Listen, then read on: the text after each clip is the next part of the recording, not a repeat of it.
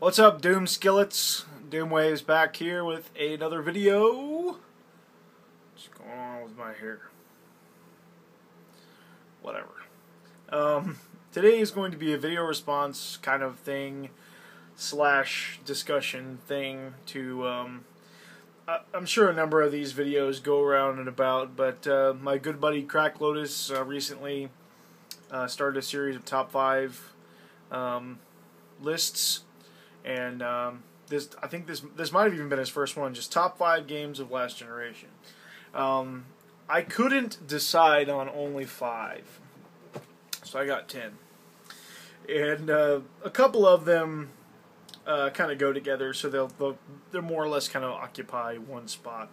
But yeah, these are just 10 games that really just flipped my lid, you know. And more or less for this last console generation. I'm pretty new to this last console generation anyway. I've had an Xbox 360 for a long time, but I didn't really start playing kind of good quality games. I don't want to say good quality, but non-first person shooters. Oddly enough, I picked several first person shooters. Until just a few years ago, well into the life of both the PlayStation 3 and Xbox 360 lifespans. I didn't pick any Wii games because honestly, I've never beaten any of my Wii games. I enjoy some of them, and I have several that I'm sure that at some point would be on a type of list like this. But this is just kind of a a snapshot, this point in time, of my top 5 or top 10 in this case of last generation. And that's one reason why, for me at least, it's kind of unfair to do one of these videos, because I haven't played so many games from last generation, especially PlayStation 3, because I just got a PlayStation 3 last year, 2013, and I just so more or less just started my collection for that, in the last year. I think I got it last February, so it's been just a couple months, more than a year, since I started collecting for that system. But so if you looked at my 360 collection compared to my PlayStation 3 collection, it's clear which one I've had longer. But enough of the hubbub. Let's go ahead and get to it. In no particular order, because a lot of these games, I can't really choose which one I would like more than the other. This is I got this game, the first one here I'm going to show you just because it's on top of the stack here. Diablo 3 on the PlayStation 3. This was actually not my first foray into Diablo, but I played a lot of Diablo 2 on PC in preparation for this. I had actually, and I think I've heard some other people say this too, I actually didn't know what Diablo was, what type of game it was, for the longest time, and I just decided, you know what, I'm gonna try this Diablo 3. So I put my money down and pre-ordered it, and kind of got myself hyped up for it. I hadn't watched a lot of gameplay, and so I just kind of blindly started playing Diablo 2, and just fell in love with that game. And then this was the perfect console conversion of that for me. Going from Diablo 2 to Diablo 3 on console was just, it made so much sense. It corrected all of the things that I didn't like about playing on PC. Even though I was only playing Diablo 2 on PC, I just didn't like the clickiness and having to remember all the different keys on the keyboard. I like having the controller, and the menus with the controller. Like, that made more sense to me because I'm so much more used to playing console games. So Diablo 3 was a fantastic experience. One of my top 3 games last year, even though technically it's a 2012 release on PC. Came out last year on PlayStation 3, and it is brilliant. And I really want to play the expansion, Reaper's Souls, but it's only on PC for now.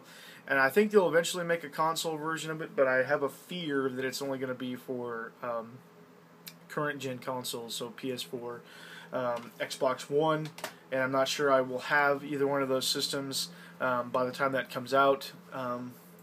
But something to still look forward to, because I would still, I would love to play the whole game over again, especially if there's some bonus content to be had. This is a game, next up here, is one that I beat just a few months ago, and this was just a exhilarating experience. It was just so awesome. Like, the first time I played the game, I kind of hated it, and then it just was like a slow burn, and I just fell in love with the game. That is BioShock. Still haven't played BioShock 2 or Infinite, but this game, there's something about it, and I know that everyone talks about this game anyway. It talks about Rapture and the environment and everything, and that's definitely part of it, but I don't know, something about the entire package, the whole experience. I really enjoyed the combat, I really kind of enjoyed the story, and of course the setting was phenomenal. This was a really great experience, really kind of an emotional experience, surprisingly. This is a very, very good game. But if you're not a fan of first-person shooters, I would still say to try this game, because it's so much more about everything else than it is about the first-person shooting. I originally came into this game expecting it to be, your run-of-the-mill first-person shooter, but it is so much more than that. So, if you're not a fan of first-person shooters, I still urge you to try this game. And if you don't like it, you don't like it. I mean, that's just the way it is. But it is a phenomenal experience. Next up, game I finished last year. I actually never did a discussion video on this game. I don't know why. I just got lazy, I guess, and just didn't do a discussion video. And then just a couple of months later, maybe not even that long later, Dustin had finished the same game and then did a discussion video, which kind of mirrored a lot of things that I had to say about it. So I was like, you know what, I'm just not going to do a discussion video on this. And that game is Red Faction Armageddon. I played this last summer, right around, I don't know, it was like the first part of June, seemed like. And this game just blew me away. For one, I played this game most of the way through at my brother-in-law's house, and he has like a 100+ inch screen projector. Like his projector is like a 100+ inch screen on the wall, and it's really high def, really awesome, and it's really cool. And his sound system is great. So I played most of this game down in his dark basement on his projector, and it was just like so massive. It was just so much fun to play. It was a great experience. Not only it's a great game too. It's a third-person shooter, lots of destructible environments, and the weapons are just amazing. And there's just so many cool things about this game. It's a very, it's a game. I mean, the story is present. Something about a cult on another planet with some aliens and stuff like that. I really wasn't paying that much attention, but just the gameplay itself was just so much fun. It's one of those games that for me, I know that it's a really good game when I start up New Game Plus, immediately. I played through this game to completion twice, right in a row. Like, I finished it and I started it right back up again, and that doesn't happen very often, but it was a lot of fun. This game is something else. So if you're looking for a really fun, not too serious, kind of action shooter game, seriously, check this game out. Red Faction Armageddon. It's dirt cheap. I bought this a year ago, a little more than a year ago, for like under $10. So it's got to be, still that same price. Now I can't imagine that it would be. And I noticed it was on a PSN flash sale like last week, and it was only $5. So I don't know. If you pick that game up on a whim, seriously play it, because it is dope. It's very fun. Okay, next up is another kind of a blind experience for me. This game I knew nothing about when it was sent to me, and I started it pretty soon after it was sent to me, but didn't finish it until months later, and I was kicking myself because it ended up being one of my very favorite games of all time, and that is Enslaved: Odyssey to the West for the Xbox 360. This is definitely one of those games that does not get the praise it deserves. I mean, I'm sure there are flaws if you dig deep enough. You know, I'm just not paying attention to them. I think that's what the case is, because I can't say like bad things about this game. It is a kind of a mixture from a hack and slash kind of game, but I mean that's really kind of the action hack and slash part is really kind of on the light side. You do have to use it, and the combat does use that. In your monkey's staff that he has, his power staff, also has like some shooting elements in it too, and it's in a way it's kind of got some stealth elements, you know, because you're trying to sneak around the enemies instead of having to try and fight them. But just the story and the setting of this like post-apocalyptic, and I know that word is thrown out a lot, but you know there's no other really way to describe the environment of this game is set in. You're in this, when you start out, you're in this, you know, it's a giant city that's just completely overgrown with plants and stuff and buildings, and just everything's just destroyed. I mean, a lot of the buildings are still standing, but you know there's windows are busted out, plants are growing everywhere, you know, and there's these mechs or robots, you know, everywhere, you know, as sentries looking for any sign of life so they can kill it. And it's just a fantastic story. I love the characters. All of the characters, actually. This guy on the back. Here, let me bump my controller so the TV comes back on. Where did my controller go? There it is. Okay. This guy, I can't remember his name. I think it's Piggy, I think is his name. And then Monkey and Trip, I think is her name. It's just a fantastic cast of characters here. And I love Ninja Theory. They also did a game that I didn't put on this list, surprisingly. Heavenly Sword on the PlayStation 3, fantastic game. They did this one, and then they also did the latest Devil May Cry game, DMC, which I still haven't played, but I really want to, because I just love the style of those two games, and I can't imagine that this one, the DMC game, would be any less than amazing. Okay, up next is kind of a sleeper hit for me. I've always been a fan of the Street Fighter series. I've loved, you know, Street Fighter 2 since it's, you know, came out, since its release. I've played tons of Street Fighter 2. And then a few months ago, actually more than a few months ago, this was actually almost 2 years ago maybe, a while back, year and a half ago maybe, I was sent a package by a YouTuber who thought that I would like it, and it was a copy of Street Fighter 4 for the Xbox 360, and then it's sitting over there right now. It's the pre-order bonus from Blockbuster, which is like a lithograph of the artwork of Street Fighter 4, which is now basically, you know, since my recent obsession with the last couple of months with Street Fighter, it's just become like a prized possession. I'm so glad to have it. You know, it's just, oh man. And that's why I say that this was a sleeper hit, because I've had this game. This is actually the reversible cover, which I love, for Street Fighter 4, the vanilla version. The sleeper hit for me because I actually played it a little bit when he first sent it to me, and I just hated it. I just hated it because I couldn't get used to the controls. With the controller, not controls. The controls are great. The controller, however, 360 controller was, it did not get along with it. So I put it down for, you know, long time, year and a half. And then we decided that we were going to play Street Fighter 4, Super Street Fighter 4 Arcade Edition for the PlayStation 3 for an AGP game night. So I bought this, like $20, and I just got obsessed with it. I played it all the time for, weeks. And then I put it down, for a while, and then I just picked it back up again, you know, within the last week or so, week and a half, and I've just been playing like crazy. But actually not this version. I've actually been playing this version. I set out and I decided that I was going to sit down and complete, or clear the arcade mode with even just one character on the Xbox 360, and I did it. I spent some time in versus mode, fighting against characters that give me some trouble, namely Zangief and Guile, who always seem to give me trouble for like my play style.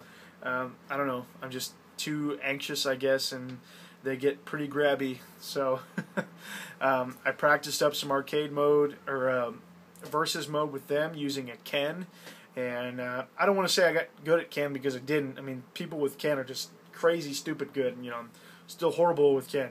But he seemed to be the most I don't know, well-rounded character for my playstyle.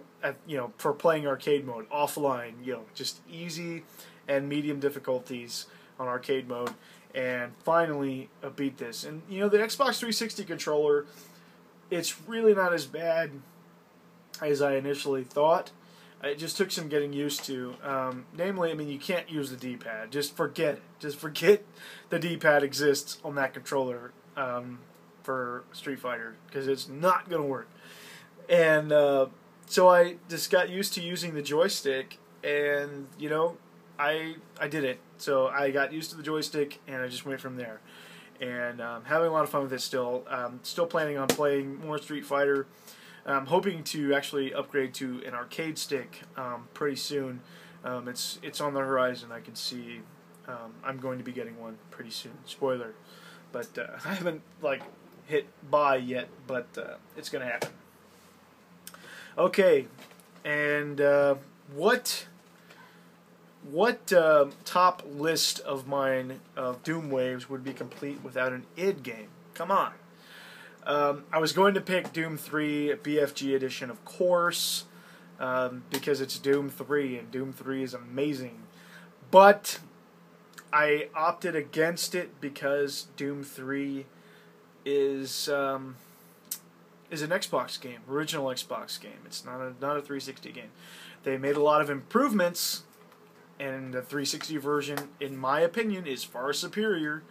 But that's just me. But still a Xbox game, not a 360 game. So I went with the next best thing, and that is Quake 4 for the Xbox 360.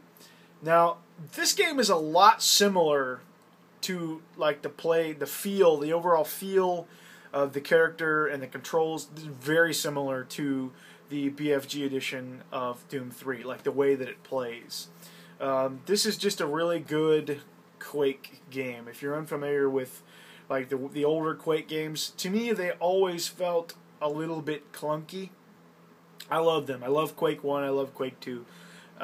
But I love Doom and Doom 2 more than them. And Doom 3 is fantastic, but Quake 4 is really, really good too. This is actually my favorite Quake game. And luckily, I mean, cool thing when I bought it, and I think if you find actually a true complete copy, it does come with this bonus disc, and I think that's in all of them. I don't think that's a special edition sort of thing. I think it's in all of them. That is a true complete copy should come with this bonus disc, which does in fact have a complete copy of Quake 2 on it. So this is the best way and cheapest, because I think a complete copy of Quake 4 goes for pennies. Seriously, under $5, I think. This is the best and cheapest way to play Quake 2 also, because it's just a fantastic port, and the next best one that I can think of besides PC would probably be the original PlayStation version, which I don't think supports analog. So seriously, Quake 2 in here is fantastic. But Quake 4, just a action-packed sci-fi first-person shooter, and it's just great. I loved it. I loved all of the weapons, and I mean, even the story, even though it wasn't great, because it isn't really known for great storylines. The Doom 3 story is pretty awesome, but yeah, it's all about the action. It's all about the gibs, blowing stuff up. But yeah, great game. And then, okay, this is where it gets interesting, because I would actually say that between one of these two games, I'm actually holding three, arguably my favorite game of last generation. I don't know, it's tough, because there was such, I've already named off several great games, but these right here just really flipped my lid. And so I'll start off with this one, and this one is an extremely unpopular game. different circles of people really hate this game, and I don't totally know why. Maybe it's just because I have lower expectations of games, and I just had a genuinely fun time with this game. It's gory as all hell. It's hilarious in a lot of places, and it is flawed. But man, did I ever have fun with this game. It's another one that as soon as I finished it, I played through it again and really had to make myself not play through it a third time. That is the Splatterhouse reboot for the Xbox 360. Man, did I love this game. There's not a lot I can say about it that I haven't already said because I've done a video on it, and I talk about this game from time to time because I think for some reason to me, I think that this game is unfairly criticized a lot of times. And I think most of it is because, people that are huge fans of the old games, the TurboGrafx game, the arcade game, the Genesis games, whatever. I don't know what they expected, but what we have here is a really action-packed hack and slash game. Tons of blood, tons of gore, just so much fun. It's just a great game. Really cheap, and this is also probably the cheapest way to play the original Splatterhouse and Splatterhouse 2 and 3 from the Genesis and TurboGrafx, respectively. But, yeah, because they're unlockable on this disc, but that's the thing. They are unlockable. You have to play the majority of this game to unlock all three. They unlock at different points in the campaign of this game. But it's not hard. It's not a hard game. And it's just a lot of fun. It's just a lot of fun. I've never played God of War, but from what I've seen of God of War, it's just hack and slash like that. So if you like God of War, you probably like that. And then last up is this is one of my very favorite series of all time. No secret here. I'm sure everybody watching this video probably knows what I'm going to hold up. But I honestly, honest to goodness, cannot pick which one I like more.